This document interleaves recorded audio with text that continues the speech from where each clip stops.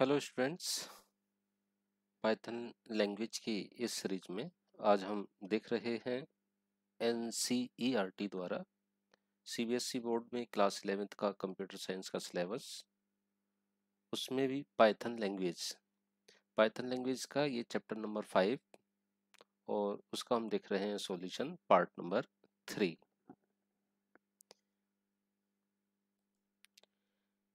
Previous lecture में मैंने आपको प्रॉब्लम नंबर 9 तक सॉल्व करवा दिया था कि इस प्रॉब्लम को किस तरीके से इसका प्रोग्राम बनवाया जाएगा, ये मैं आपको अच्छे से वहाँ पे बतला दिया था। अब हम बात करेंगे प्रॉब्लम नंबर 10 की। तो आइए इसको पढ़ते हैं और देखते हैं कि ये प्रॉब्लम हमसे क्या कह रही है और क्या हमें यहाँ पर प्रोग्राम लिखना है। प्रोग्राम में write a Python program to convert temperature in degree Celsius to degree Fahrenheit if water boils at 100 degree centigrade and freezes as 0 degree centigrade. Use the program to find out what is the boiling point and freezing point of water on the Fahrenheit scale. और hints भी दिया गया है temperature in Fahrenheit and temperature in centigrade multiplied by 9/5 plus 32। इस फार्मूले का use करके हमें क्या बताना है भाई, क्या फाइंड आउट करना है? बॉइलिंग पॉइंट BP बताना है, एक तो ये एक हमें बताना है बेटा ये बॉइलिंग पॉइंट ये, एंड दूसरा बताना है हम फ्रीजिंग पॉइंट। तो बॉइलिंग पॉइंट टेम्परेचर पर कैलकुलेट करेंगे किस पर, 100 डिग्री पर, और फ्रीजिंग पॉइंट कैलकुलेट करेंगे किस पर, 0 डिग्री पर। तो आइए इसका बनाते हैं प्रोग्राम। क्या क्या हमें गिवन है पहले ये देखते हैं। जो हमें गिवन है, गिवन क्या है भाई, गिवन है बॉइलिंग पॉइंट। बॉइल कितने डिग्री पर होता है, 100 डिग्री पर, और फ्रीज कितने पर, ये हमें इनपुट दिया गया है 0 डिग्री पर। ठीक है, हमें क्या निकालना है, टेम्परेचर बॉइलिंग पॉइंट निकालना है। हमारा क्या लिखा ना, बॉइलिंग पॉइंट, तो ये हमें निकालना है टेम्परेचर बॉइलिंग पॉइंट इस तरीके से। तो फार्मूला हम क्या लगाएंगे, ये लगाएंगे formula boiling point multiplied by 9/5 और प्लस 32। ये तो इससे तो ये निकल आएगा। और ऐसे ही हमें क्या निकालना है, फ्रीजिंग पॉइंट। तो फ्रीजिंग पॉइंट को हम लिख लेते हैं suppose that TF, temperature of freezing, इस तरीके से। तो यहाँ पर लिखेंगे फ्रीज मल्टीप्लाइड बाई 9/5 प्लस 32। इन दोनों फार्मूले से हम बॉइलिंग पॉइंट और फ्रीजिंग पॉइंट ये निकालेंगे, ये हमसे पूछा गया है। ओके, तो चलिए बनाते हैं इसका प्रोग्राम और देखते हैं किस तरीके से ये प्रोग्राम रन होगा।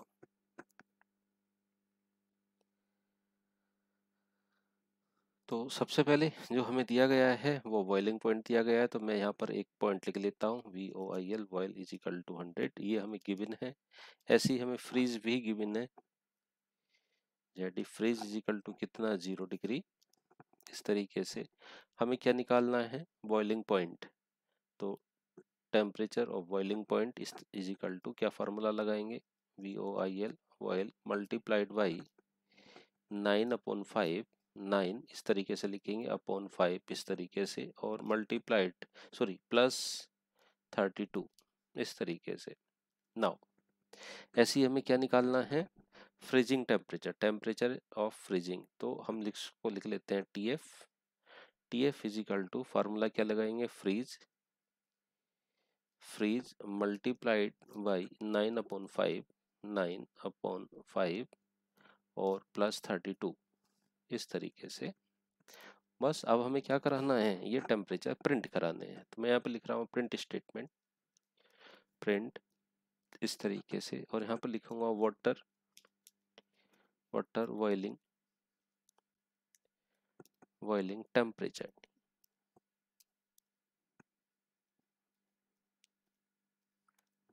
टेम्परेचर। इसको मुझे यहाँ पर प्रिंट कराना है। तो इसका आंसर किस में है हमारे पास, टीबी में। तो हमने टीबी को यहाँ पर प्रिंट करा लिया। ऐसे हमें क्या लिखना है, print water freezing point, water freezing point या freezing temperature. Freezing temperature is equal to, लिखिएगा इसको, क्या लिखा है हमने यहाँ पे, TF। ठीक है, ये हमारा प्रोग्राम हो गया कंप्लीट। आइए इसको रन करके देखते हैं और इसका आंसर क्या आता है। देखिए हमारा आंसर आ रहा है water boiling point, boiling temperature कितना 212 डिग्री, और यहाँ पर वाटर फ्रीजिंग पॉइंट 32, ठीक है 32.0। और ये हमने निकाला किस में है भाई, ये भी हम देख लेते हैं। ये हमने निकाला किस में, फ़ारेनहाइट स्केल पर। तो हम इसको बोलेंगे फ़ारेनहाइट स्केल पर इतना टेम्परेचर है। ठीक है, तो ये प्रोग्राम आप यहाँ पर देख लिए हैं किस तरीके से हम प्रोग्राम यहाँ पर बनाएंगे। उम्मीद करता हूँ ये प्रोग्राम आपको समझ में आ गया होगा। नाउ अगले प्रोग्राम की बात करते हैं, प्रोग्राम नंबर 11 की। समझते हैं प्रोग्राम क्या कहता है। Write a Python program to calculate the amount payable if money has been linked on simple interest.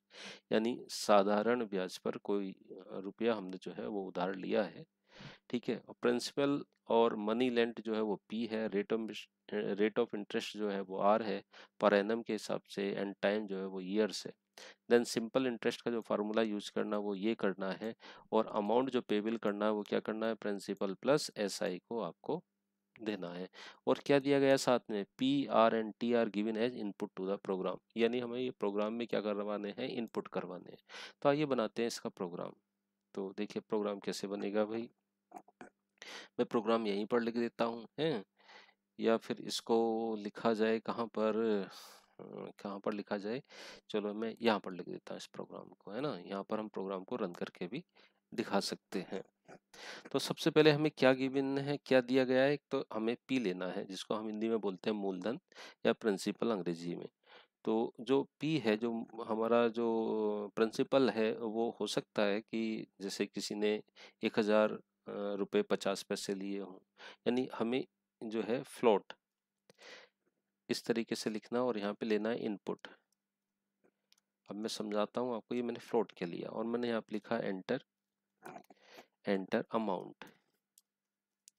आप कितना अमाउंट लेना चाहते हैं, तो किसी ने कहा कि मुझे तो जैसे 1250 रुपये 50 पैसे चाहिए। तो 1250 रुपये 50 पैसे इंटीजर तो अमाउंट है नहीं, ये कैसा अमाउंट है, फ्लोट अमाउंट है। तो यहाँ पर मुझे कौन सा डेटा टाइप रखना पड़ा, फ्लोट। क्यों रखना पड़ा, क्योंकि ये जो इनपुट फंक्शन है, ये इनपुट फंक्शन हमेशा स्ट्रिंग में इनपुट लेता है। तो जो भी वैल्यू आएगी वो स्ट्रिंग आएगी, उस स्ट्रिंग को किस में कन्वर्ट करना होगा, हमें फ्लोट में कन्वर्ट करना होगा।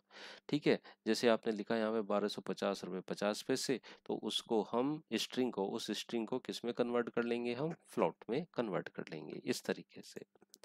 दूसरा P ले लिया, दूसरा में क्या लेना पड़ेगा, रेट R। तो R इज इक्वल टू फिर से फ्लोट, हो सकती है रेट ऑफ इंटरेस्ट भी कैसा हो आपका, फ्लोट हो। इनपुट आपको क्या लिखना पड़ेगा, enter rate of interest, rate of interest, rate of interest. इस तरीके से आपने लिख दिया। ठीक है, ये लाइन भी आपको समझ में आ गई होगी। नाउ तीसरा क्या आता है, टाइम। रेट ऑफ इंटरेस्ट का मतलब जिसने कहा कि 3.5 रुपए के हिसाब से लूंगा, 3.5। ठीक है, इस तरीके से टी इज इक्वल टू होता है टाइम। तो टाइम हो सकता है आपका इंटीजर हो या फ्लोट, चलो ये भी फ्लोट ले लेते हैं, फ्लोट। और मैंने यहाँ पर कहा इनपुट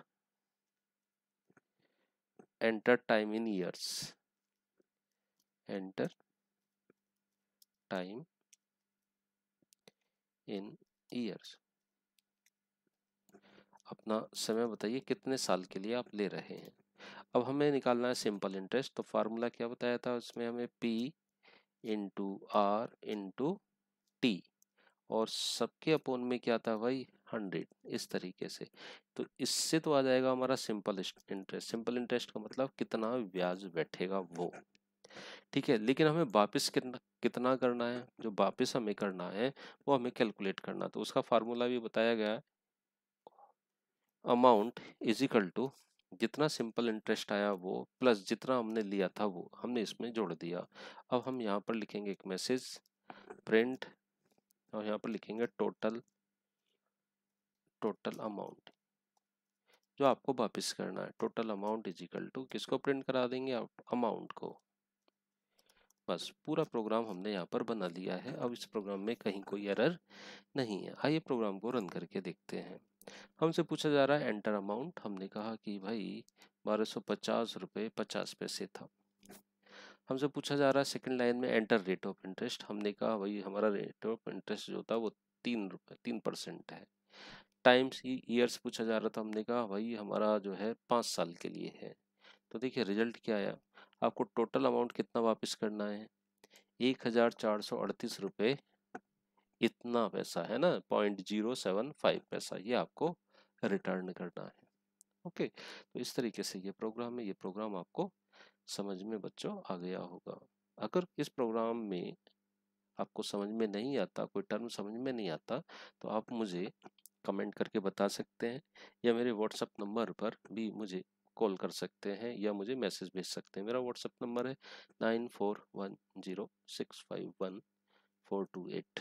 जिस समय आप मुझे कॉल करेंगे अपना नाम बताएंगे, साथ में बताएंगे चैनल का नाम कि हम आपके चैनल पर ये लेक्चर पढ़ रहे थे, उसमें ये प्रॉब्लम थी, आप मेरे से डिस्कस कर सकते हैं। चलिए नेक्स्ट क्वेश्चन देखते हैं। तो हमने क्वेश्चन कर लिया सॉल्व, कौन सा 11। क्वेश्चन नंबर 12 को देखते हैं। 12 क्या कहता है, पढ़ते हैं। Write a program to calculate in how many days a work will be completed by 3 persons A B and C together. यानी कोई वर्क है, उस वर्क को कंप्लीट कराने के लिए 3 पर्सन्स लगे हुए हैं। तो वो 3 पर्सन किस तरीके से काम करें कि वो कंप्लीट हो जाए। How many days a work will be completed by 3 person A B and C together. लिखा है A B and C take X days, Y days and Z days. मतलब अगर ए काम करता है तो एक्स डेज में कंप्लीट कर देता है, बी करता है तो वाई डेज में, और सी करता है तो जेड डेज में कंप्लीट कर देता है। To do the job alone, formula to calculate the number of days if the work together is. अगर ये तीनों पर्सन एक साथ काम करें तो काम करने के बाद कितने दिन में ये कंप्लीट हो जाएगा, उसका फार्मूला क्या दिया गया है, X Y Z upon X Y plus Y Z plus X Z, ये इसका फार्मूला दिया गया है। और हमसे पूछा गया है where X Y and Z are given as input to the program. ठीक है, क्या हमसे पूछा गया the formula to calculate the number of days, यानी टोटल नंबर ऑफ डेज हमें ये बतलाना है अगर ये तीनों लोग एक साथ काम करें तो सबसे पहली बात तो ये है कि भाई हमें इनपुट लेना पड़ेगा। क्या इनपुट लेना पड़ेगा कि x जो है वो कितने दिन में पूरा कर देता है, y जो है कितने दिन में पूरा कर देता है, z जो है वो कितने दिन में पूरा कर देता है। तो ये हमें एंटर करवाना होगा। उसके बाद हम ये वैल्यू फार्मूले में रख देंगे, और फार्मूले में रखने के बाद जो भी वैल्यू हमें आएगी उसको हम प्रिंट करवा देंगे। तो आइए बनाते हैं इसका प्रोग्राम। चलिए हम बोर्ड पे बना देते हैं, या हम यूज कर लेते हैं इसको, और यहाँ पर प्रोग्राम बना देते हैं आपका। ठीक है, कुछ प्रोग्राम आपको अपने आप भी बनाने चाहिए। मैं यहाँ पर इसका कोडिंग लिख देता हूँ। देखिए क्या कोडिंग लिखनी है मुझे, वो देखिए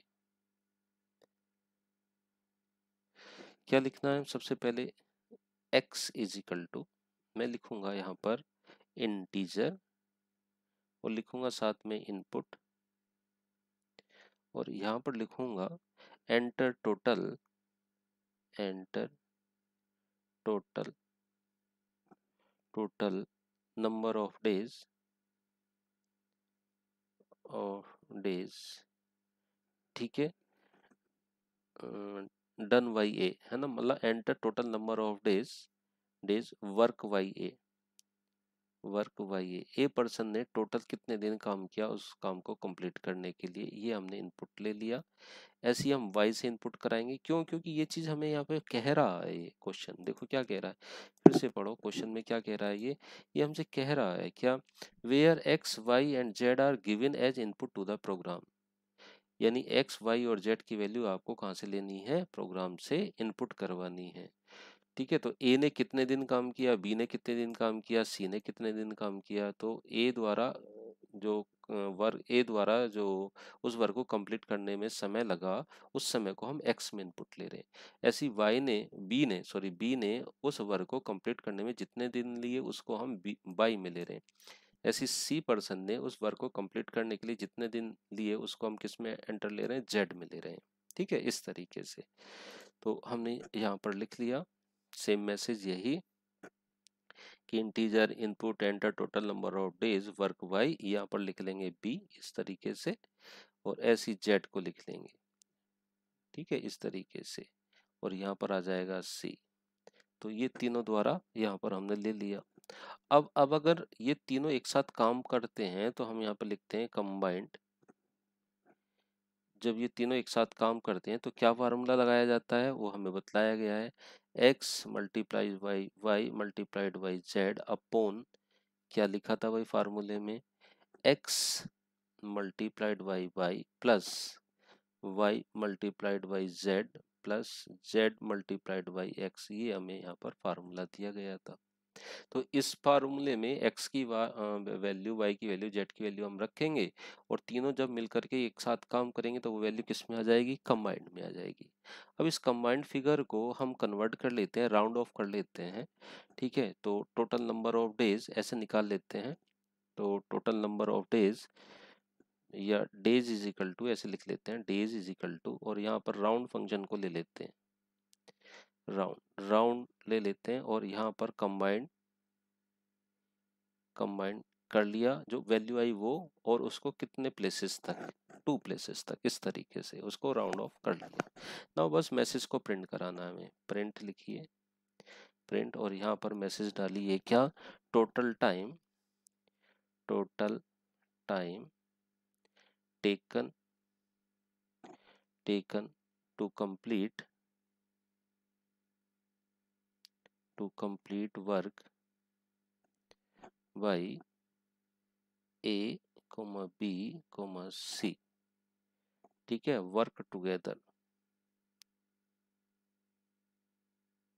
ठीक है, work together is equal to, और यहाँ पर क्या प्रिंट करा देंगे, डेज को।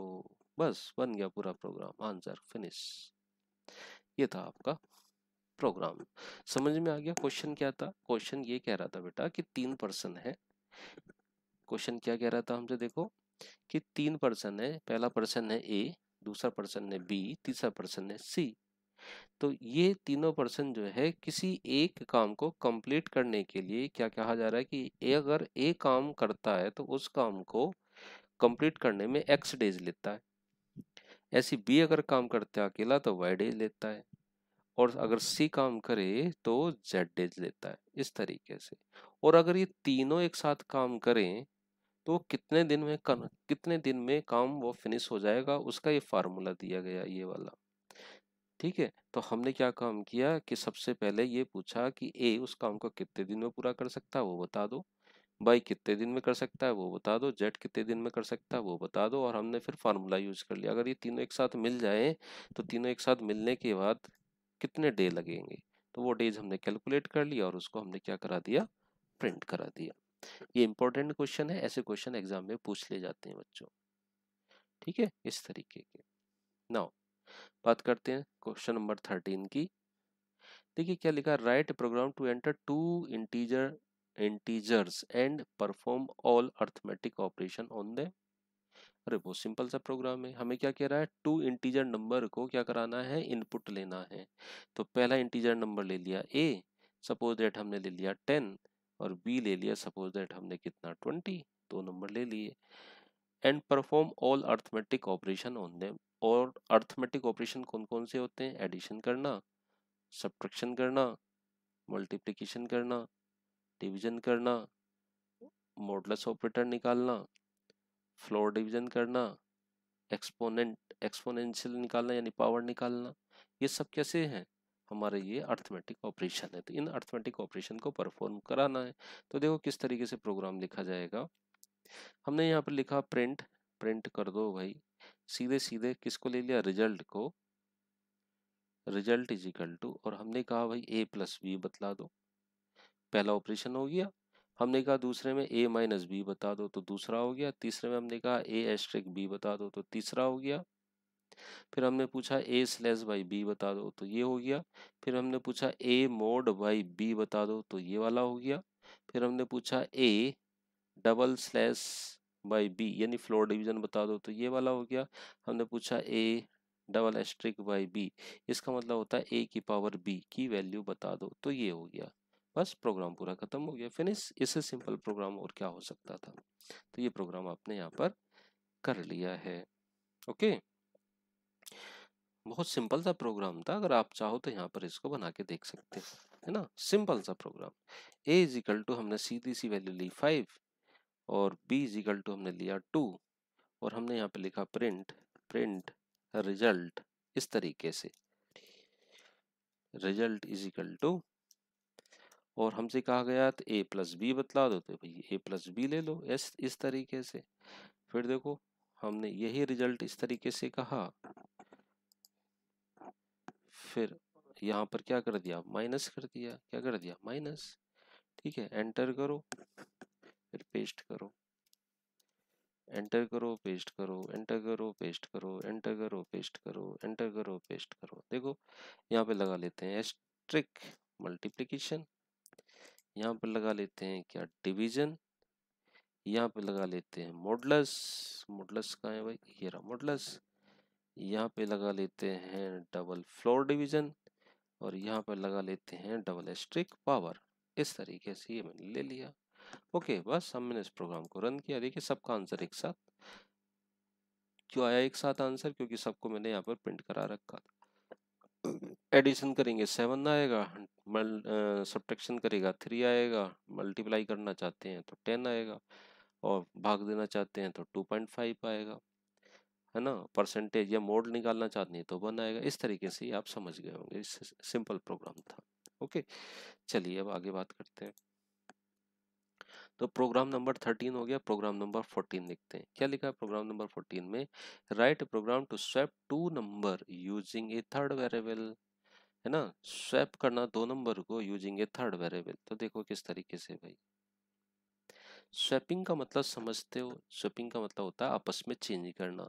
सपोज दैट एक वेरिएबल a है, a में वैल्यू लिखी गई है 10, एक वेरिएबल है b, वैल्यू लिखी गई 20 और हमसे ये कहा गया है कि इन दोनों वैल्यू को स्वैप करो और स्वैप करने के बाद जो आउटपुट आना चाहिए वो a का वैल्यू आना चाहिए 20 और b का आना चाहिए 10 और साथ में ये कहा गया है यूजिंग ए थर्ड वेरिएबल। देखो लिखा है यूजिंग ए थर्ड वेरिएबल, तीसरे वेरिएबल की हेल्प से, यानी एक वेरिएबल और ले लिया जिसका नाम रखा c, इसका यूज करते हुए हमें ये निकालना है। तो अब कैसे करें भाई, तो देखो इसको ऐसे समझ लो, जैसे ये 2 गिलास हैं, इस गिलास में हमारे पास टी है, ये टी है और ये सपोज दैट हमारे पास मिल्क है। एक हमारे पास तीसरा गिलास है, ये जो है ब्लैंक खाली है। हमने कहा टी वाले में मिल्क आ जाना चाहिए, मिल्क वाले में टी आ जानी चाहिए। तो कैसे करें, तो सबसे पहले इसको इसमें डालो, तो हमने इधर डाल दिया। ठीक है, और ये वाला क्या हो गया, फिर ये वाला बीच में से ब्लैंक हो गया, हो गया इस तरीके से। अब हमने क्या काम किया, इस चीज को इधर से इधर डाल दिया यहाँ पर, तो ये वाला ब्लैंक हो गया। देखो इस तरीके से हो गया ब्लैंक ये। अब हमने क्या कहा तीसरा काम, कि इस चीज को इधर से इधर डाल दो। ठीक है, तो ये इधर आ गई, तो कौन सा ब्लैंक हो गया, अब ये वाला ब्लैंक हो गया। तो देखो चेंज हो गया कि नहीं हो गया, जो टी वाला गिलास था, जो टी वाला था इसमें क्या आ गया, मिल्क आ गया और इस मिल्क वाले में क्या आ गया, टी आ गया। ठीक है, इस तरीके से। तो ये हमें प्रोग्राम बनाना है, तो बहुत सिंपल सा प्रोग्राम है, चलो बना लेते हैं भाई। ठीक है, देखो बनाते हैं।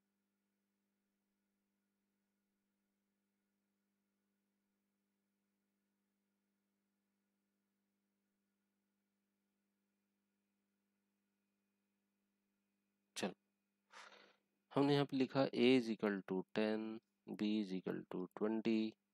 ठीक है, और एक वेरिएबल ले लिया, सपोज दैट टेम्प ले लिया, TEMP टेम्प।